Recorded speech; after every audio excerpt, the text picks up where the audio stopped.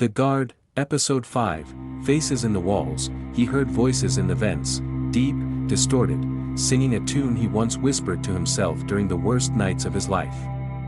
The line cut through the silence like a wound. Ethan froze where the darkness had left him, still trembling from the encounter with the grief-made entity, the voice that called him Dad with a tone that belonged to no living throat. The red lights continued their slow, surgical pulse. The air tasted metallic, as if the facility exhaled memory instead of oxygen. He wiped sweat from his face, but the singing didn't stop. It throbbed through the metal vents overhead, voices stitched together. Neither young nor old. Neither male nor female. Just echoes. Echoes of people erased by this place, the same people the walls had swallowed, the same people Ethan had forgotten. The melody tightened around him, looping and weaving like a rope around his throat. He recognized it, not because someone he loved sang it, but because he once hummed it to stay sane after the accident, a coping rhythm. A survival murmur. How do you know that song? He whispered. The vents answered in a stranger's baritone, Dad. The word slithered, elongated, almost mocking, adult. Wrong. Heavy, a word spoken as if by something borrowing a memory it didn't understand. The hall stretched ahead, bending as the lights flickered like dying stars. Ethan moved. He didn't run. Running never saved anyone in this place. He walked with the controlled panic of a man holding his own bones together. The Hall of Mouths, Sector C, known internally as the Portrait Wing, had always unsettled him during routine patrols. Tonight, with the power damaged and the entity loose, the portraits felt different, alive. They lined the corridor, large framed faces of former researchers, officers, and guards. But as Ethan approached, the air hardened, the first portrait exhaled, the glass fogged from the inside. Ethan stepped back, heart striking his ribs like a fist. Another portrait's eyes rolled toward him, lids creaking as if they were rusted hinges. A third mouth twitched, and another, until the entire corridor breathed. The whispers crawled out of the frames. Ethan. You left us. Remember us. Dad. He whipped around. No. You are not him. Ethan spat into the darkness. A portrait on his left cracked in a spiderweb pattern. Through the fracture, a face stared back, his own, older, eyes hollow, mouth curling into a smile that wasn't his. Ethan's breath thinned. What are you? He rasped. The reflection smiled wider. Everything you buried. The wall beneath the portrait rippled, like liquid steel. His mirrored face pressed outward, forming from the surface as if trying to crawl free. Ethan lunged backward. The wall face whispered, you forgot what you promised, you forgot what you traded, you forgot me. Then it melted into the metal, leaving only his echo spinning in the corridor. Ethan's pulse spiraled into panic.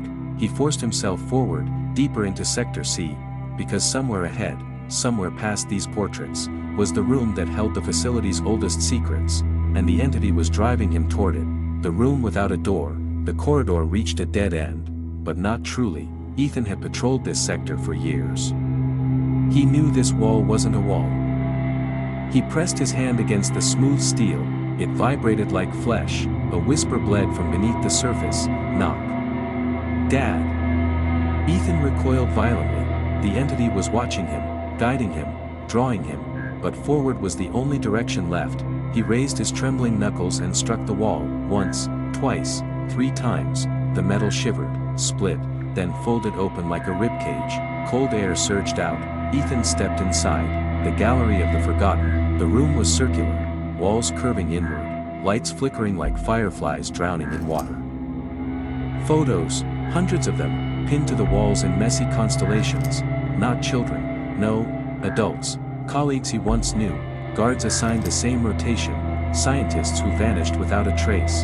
Their eyes were scratched out. Every photograph had the same message scrawled beneath it, remember US. Ethan swallowed the rising nausea.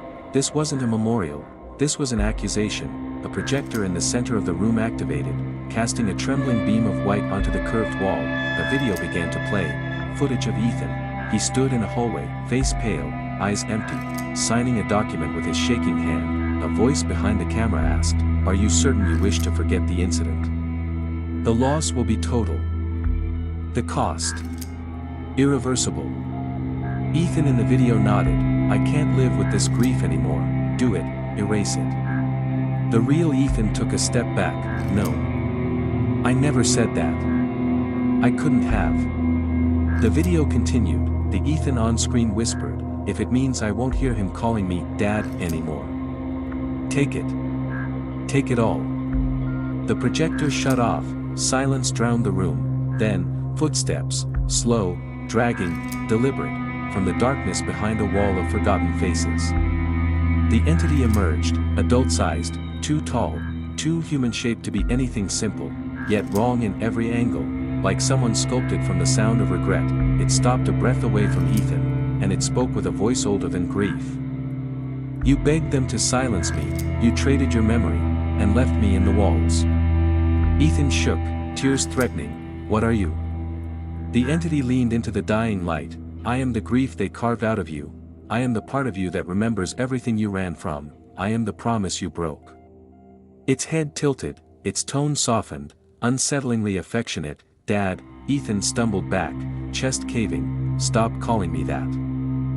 The entity's form flickered, glitching between silhouettes of every age Ethan had ever been. Then stabilizing again, you gave me that name, it whispered, before you asked them to tear me out. Ethan felt the room tilting around him. He wasn't facing a ghost, he wasn't facing a monster, he was facing the living shape of his own abandoned memory, grown, warped, weaponized by the facility. And it was done waiting. The walls around them writhed, the portraits twisting, mouths opening in silent screams as the entity extended a hand toward him. Come back to me, it murmured. We have so much to remember. Ethan stepped away. I won't go with you. The entity smiled with a mouth that remembered sorrow too well. You don't have a choice.